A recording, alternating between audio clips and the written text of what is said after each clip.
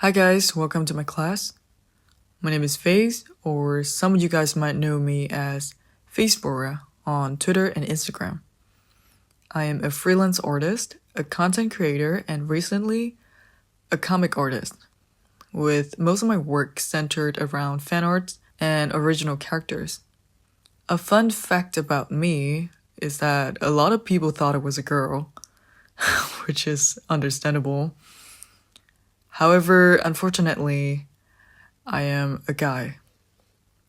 I think this is quite interesting because I'm pretty sure that most of you guys have only seen female artists teaching how to draw male characters. But since I have quite a decent knowledge of the men's world, I think my perspective will be a little bit more different. Now, about my art career, drawing and creating has always been a huge part of my life. Ever since I was a kid, I've been that one kid who always sneakily drew in class instead of, take notes. To me, art was like one of my favorite things to do, and it's also my biggest passion because I'm really good at it. But as I got older, I didn't get the chance to go to art school or receive any formal training. My parents, while not also really against it, but they don't give me any financial support as well. So yeah, instead of go to classrooms and do some assignments, I have to find my own way to learn art. Most of the knowledge that I have, most of the experience that I have right now, came from online tutorials that are free on the internet, and the analysis that I made from other artists' work. And I actually put the time to teach myself and develop my own style. So back in 2022, that's when I finally decided to share my work the first time on Twitter. Before that, I was only showing my drawings to close friends on Instagram.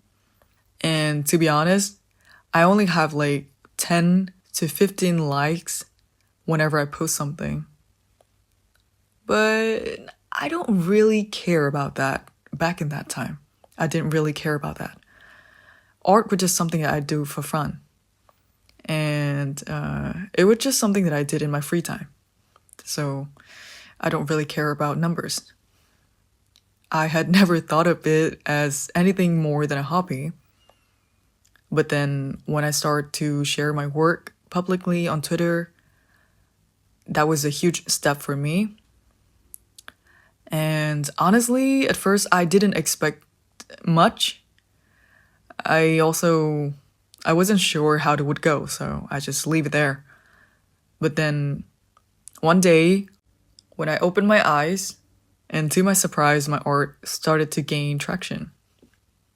I mean, it was not really that much, but from 10 to 15 likes to like 100 was a huge improvement for me.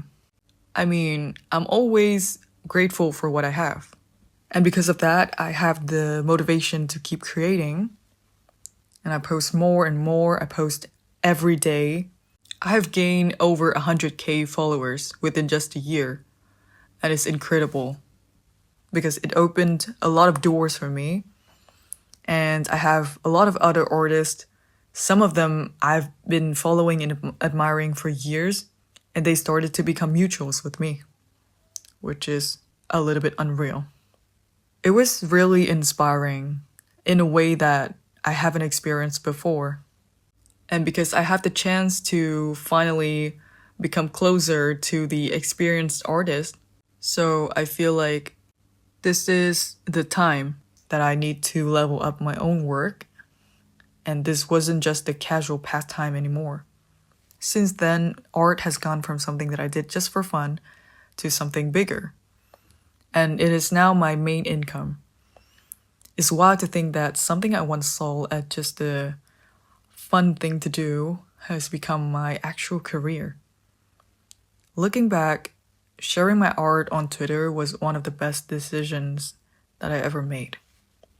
Now, the reasons why I choose this topic for the class actually comes from a moment where I was reading comments on my Instagram.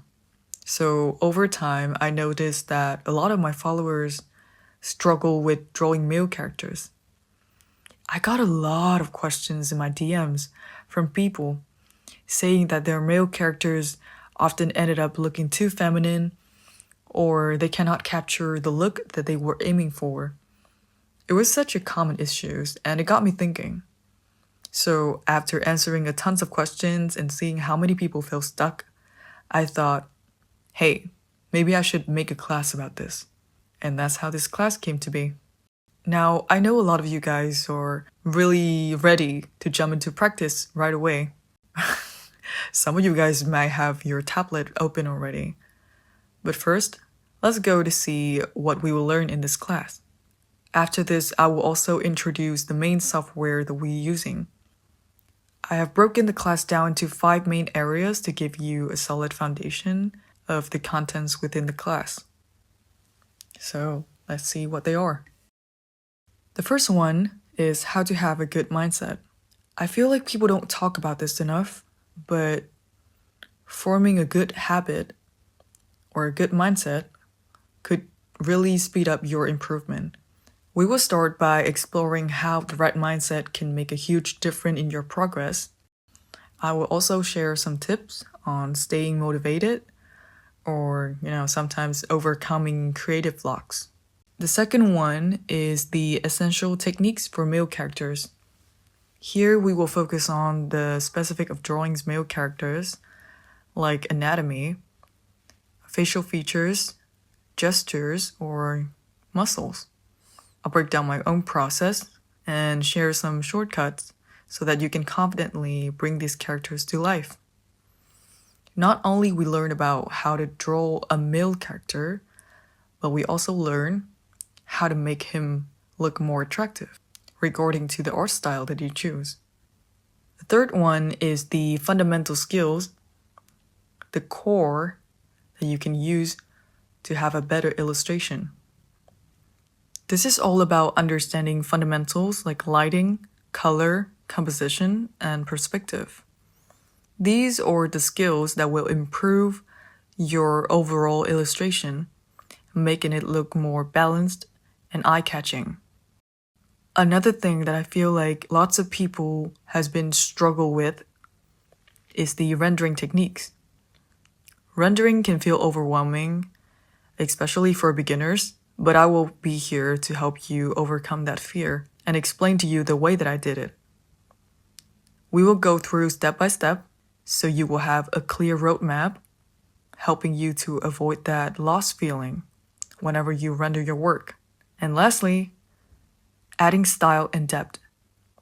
We will dive into aspects beyond the basics, like aesthetics, makeup, or fashion. These elements add personality and uniqueness to your characters, making them more memorable and polished. Well, to me, drawing isn't just about technique. It's about learning from the world around you and finding inspiration from everything possible. When you're open to exploring different areas, whether it is photography, fashion, or even film, it gives you a broader perspective and helps you create more compelling and unique work. Alright, so we're finally done with the long introduction. Now let's get started to talk about our software. In this class, we will be using Procreate. It's a popular drawing app for the iPad, and I'm guessing most of the artists here are familiar with it already. But if you are a beginner who's still struggling with the app, I will walk you through some of the basic features that are important, and I will explain how to use them effectively. Please keep in mind that this will be just a quick overview to get you more comfortable with the essentials. So if you're interested in going more in-depth, I would recommend checking out the Procreate handbook on their official website. I'll include the link in the class materials file. Now, here are a few Procreate basics that we will cover. Moving on, let's talk about canvas settings. Because just like traditional art, you will need the paper and the pen to draw, and your canvas is your paper.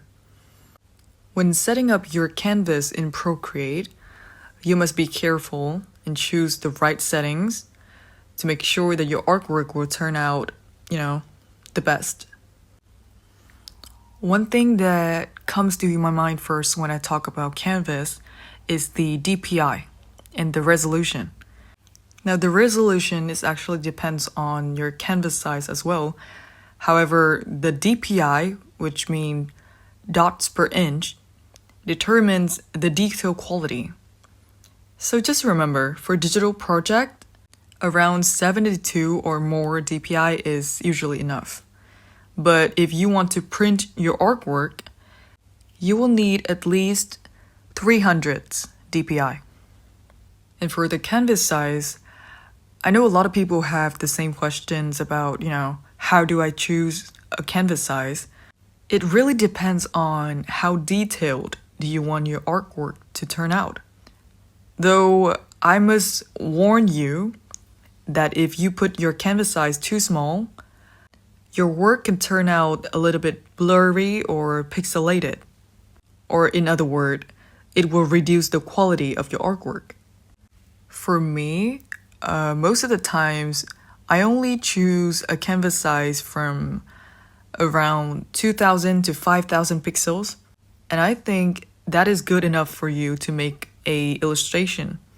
Procreate also have some default canvas size that you can choose from, and from there you can resize them however you want. However, there is a few things that you should notice.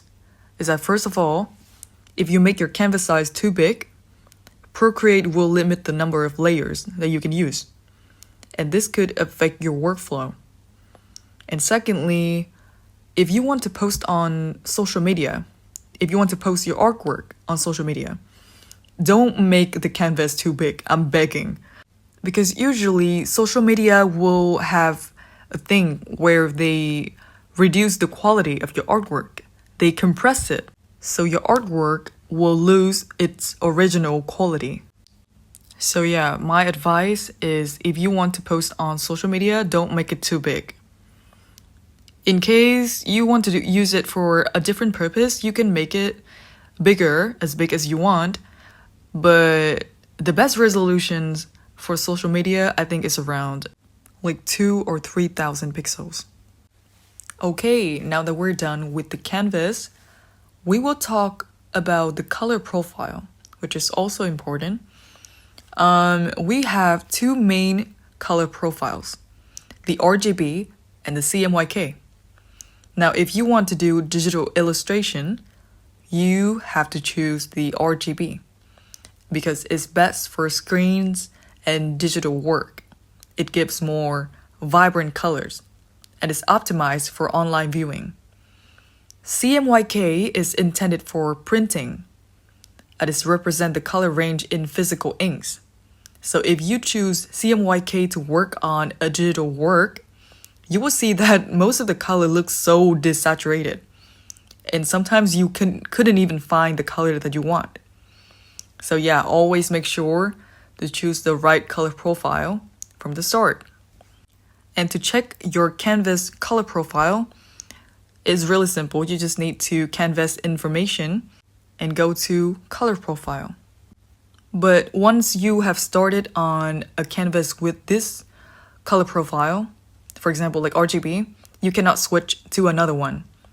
You have to make a new canvas. So yeah, always make sure to check your color profile before you start drawing. And lastly, before we move on to the next section, I want to talk about one feature that I feel like a lot of people are sleeping on it, which is the reference tab. Well, most people can tell the purpose of this tab based on its name, right? Is a reference tab is a reference window. It allows you to put your reference photo on there so that you don't have to switch in back and forth between your main canvas and your reference. But when you look on the bottom left, you can see the word canvas, which is the canvas reference feature. I know that some beginners might not know what is it for and why is it important. But this canvas reference tab is actually a mirror. It updates in real time as you draw, so that you can immediately see how your changes look from a zoom out perspective. Just imagine, okay? Whenever you try to zoom in to work on the details, it is really easy for you to lose track of the overall composition. And you cannot know that unless you zoom out again to check.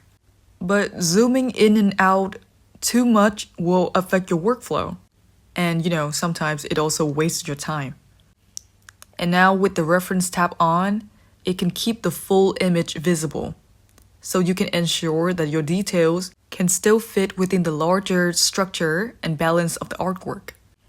I have to use this every time I need to fix a detail, especially on the face, because without it, I could not know whether it's gonna look good or not on the overall piece, which is why I also recommend you guys to try it. Now that we're done with the canvas settings, we will move on to the Procreate brush library. A lot of people ask me what kind of brush do I use, and today I will answer that question. So personally, I rely on a few specific brushes that I find versatile and easy to control. One of my favorite ones called Miwa, but because I love it too much, I changed it into Phaes favorite. This is from the Chorus line 2021. This is a free brush set that I found that you can also Google that and it will show up. Now this brush specifically, it has a soft balanced flow that is really easy to handle, and it has a smooth feel, not too sharp, not too soft, and the tips here looks balanced, it's not too pointy. This brush gives me a great control, allowing me to create soft lines without being too blunt or too pointed. This is actually the only brush that I used throughout my whole process. I use it for the sketch, I use it for the line art, and I even use it to color and render. So if you want to try it out, or if you want to follow exactly what I used for the illustrating process, you can go ahead and download this set to use the same brush as I do. And to be honest, I think most of the brush in here are really easy to use, and it could be used for different purpose, like sketching or lining or coloring. I think it's really useful. Once you have all the brushes imported, you can pin your most used brush so that they will always appear on top. And to do that, you go to recent brushes and you will select the one that you often use. Swipe to the left and you will see the pin option. Click on that and now your brush will always appear on top, so you don't have to find it anymore. I will talk more about how to choose the right brush once we get into the next video, but for now, we're just gonna stop right there and moving on to the color display.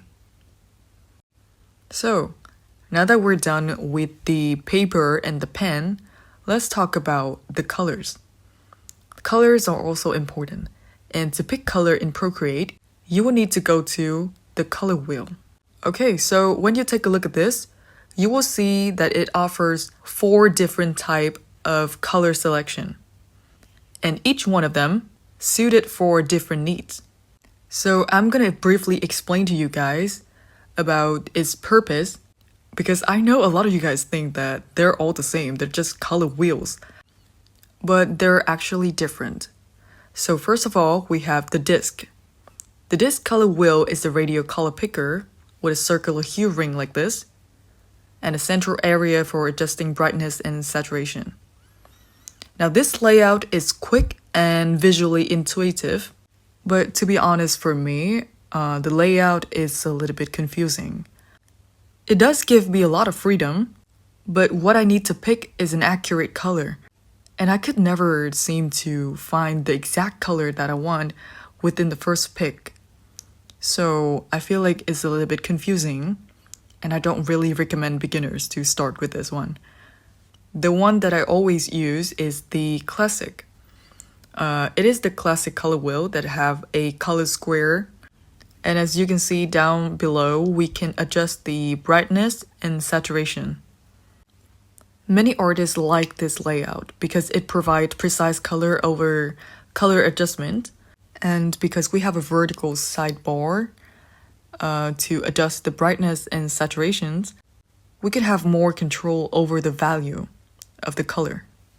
And also, I don't know if it's just me, but I feel like working on the classic color wheel will be more precise than just random color picking on the disc. I think it's just me. But oh well. Moving on to the next one, I think this one is quite interesting. It's not actually a color wheel that will let you choose an exact color, but this one will allow you to exploring color relationship, and is excellent for those who interest in color theory. It will show you, for example, in this mode, it will show you the pair of colors that will complement each other. Besides that, it also shows multiple points of the color wheels based on the color harmony rules. For example, complementaries will show the opposite color on the wheels, creating a strong contrast. Or analogous will show colors that are side by side on the wheel. The same go with every different color mode that you can find here. They will show you the color that look good together based on the chosen harmony rules. And the last one is the value mode. Now, value mode is actually for artists who want exact color control. As you can see here, it has so much sliders. Besides the bright saturations and everything else, we have the RGB sliders and the hex code. RGB is short for red, green, blue, and hex here, it means hexadecimal. For the RGB, it just adjusts exact the amount of red, green, and blue in your color. And for hex code, it allows you to enter a color code or brand-specific color. And this will ensure your color consistency across different platforms. Oh, by the way, if you don't know, the colors appear on your screen might be different depends on the screen of the device. For example, the one that you see on the iPad might be a different color when you see it on a PC or a phone.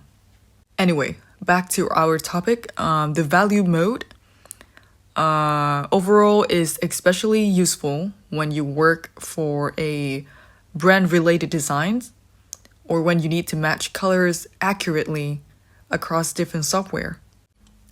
And that is everything I want to introduce to you guys on the color wheels of Procreate.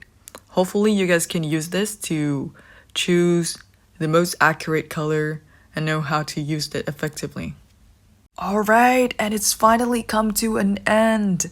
I know some of you guys are really tired at this point. Thank you so much for listening to the end. I hope that you found these tools and insights helpful and that they can inspire you to explore your creative potential even more. Thank you so much once again, and I will see you guys in the next video.